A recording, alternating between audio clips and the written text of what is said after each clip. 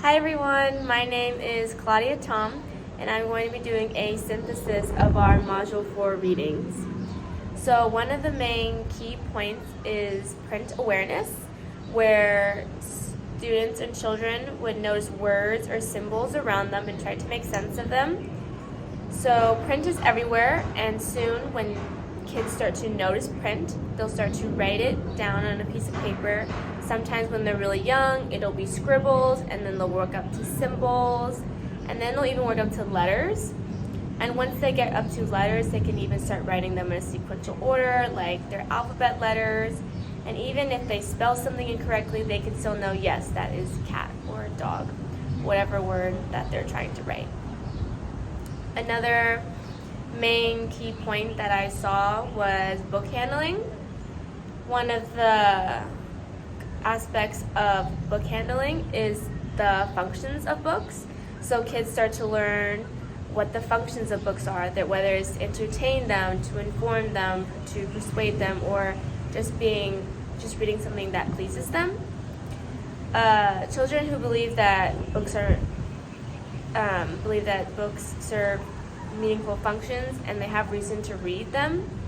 And so if they read something that interests them, it'll be more likely they'll want to keep reading, and they'll get to read more with mom and dad or at home or with teachers.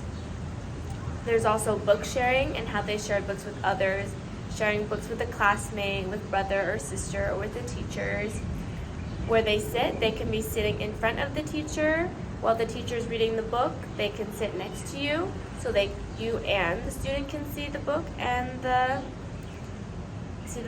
letters. And also they can also be sitting in your lap as well for younger kids too.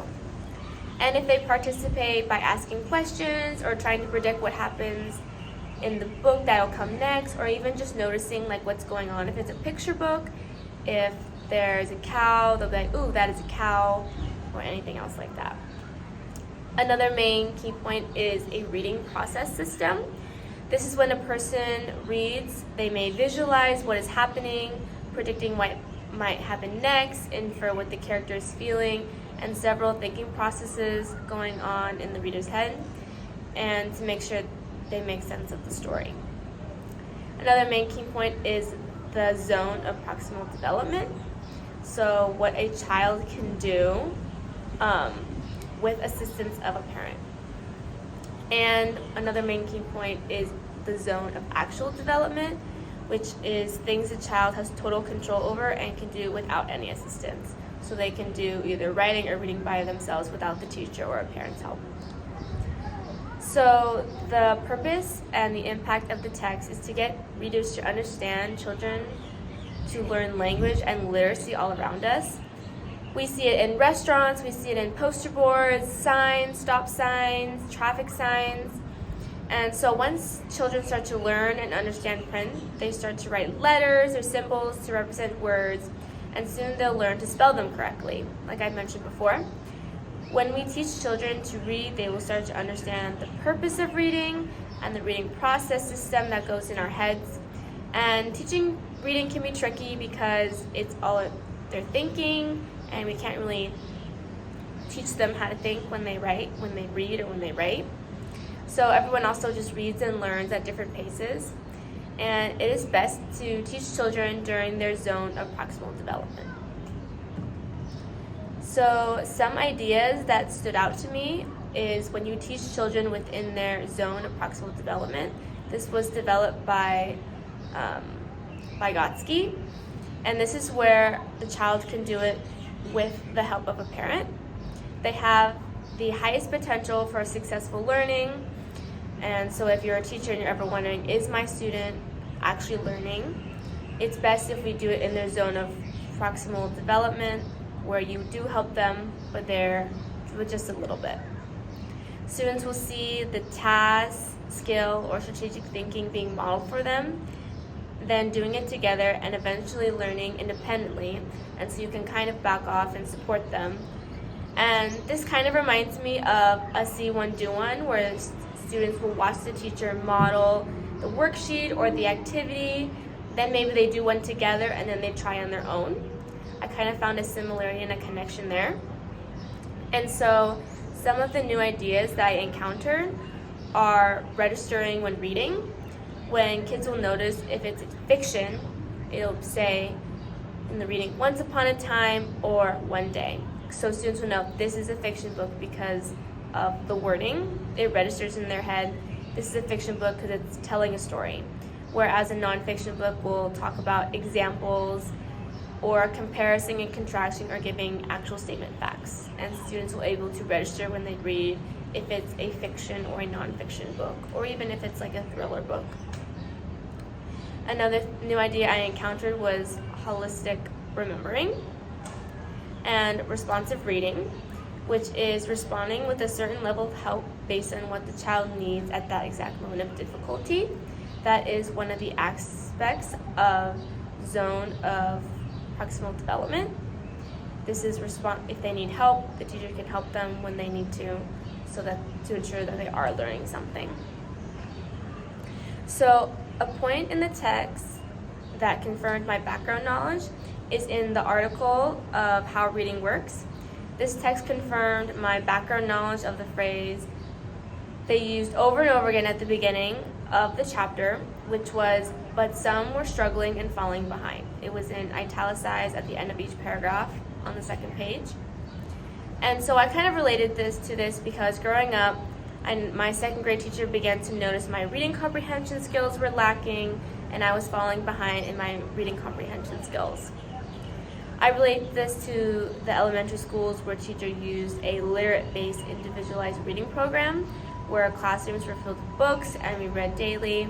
And I grew up in a household that we read a lot, whether it's reading the instructions on a recipe, at the grocery store, like at a restaurant like McDonald's. So it was really interesting to see, even though I grew up in an environment that did so much reading, but I still struggle with reading comprehension after reading something. It takes me a lot longer to process and absorb the information. So I was kind of glad I wasn't the only one who experienced that. And another thing that confirmed my background knowledge is private speech. When we began to learn and write, children will often talk to themselves about things, kind of like adult self-talk, but it's a little different because then it'll turn to internal thoughts, where students will say it in their head instead of out loud. And students will recognize, oh, I need to put a period there, or I need to write this sentence with a capital letter. So what I already know about this topics prior to the reading is in one of the Fresno State classes that I took, we learned about environmental print, which was print that surrounds us every day. Like a good example is like McDonald's or like cereal brands like Frosted Flakes, and print that's just all around us like Starbucks, as well as shared writing when the teacher and you share the pen, when the teacher can write and then they can give the student the pen as well so they can also practice writing as well. Another thing I knew is directionality. So does the child know to read from left to right if it's in English or Spanish? Does the child know to read from top to bottom and they're holding the book and the page is the right way, and if they're turning the page the correct way of the storyline, how it goes? And the zone of proximal development. I learned this in high school when we started to learn about language and education, and then it also brings up Piaget, but how Vygotsky's findings were more better for education than Piaget's. So something the text that challenged my assumptions were integration is crucial if students are able to comprehend and read fluently.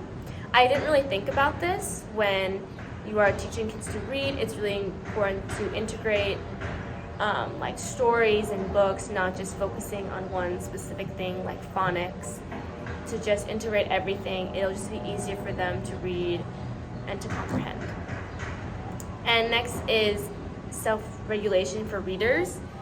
For a student to become proficient in reading, this child must actively solve the problem when they read. So when a child reads, it's important if they're reading to know what's going on, everything that's registering in their head, and making sure that they know what's going on in the book, they understand what they just read, and then they can verbally tell you what happened in the book. And these texts help me better understand the topic of all students, even students with learning disabilities, use the same reading process. We all should interpret the same way and be able to visualize. It may take some students who are struggling, it may take them longer. Some people may interpret text faster than others, but all readers, even with students with learning disabilities, process the same way, same reading process. And lastly, students will actually learn what you are teaching them by teaching them in the zone of proximal development. I thought that was a really cool thing that I learned when I was reading the text, because sometimes I question that too when I'm teaching my fellow students. Are they really understanding and knowing what I'm teaching them? So this will be a good thing I can use for my future teaching, is making sure that I do maybe with them a little bit and then eventually slowly back away and support them. Thank you for watching my synthesis on Module 4, Readings.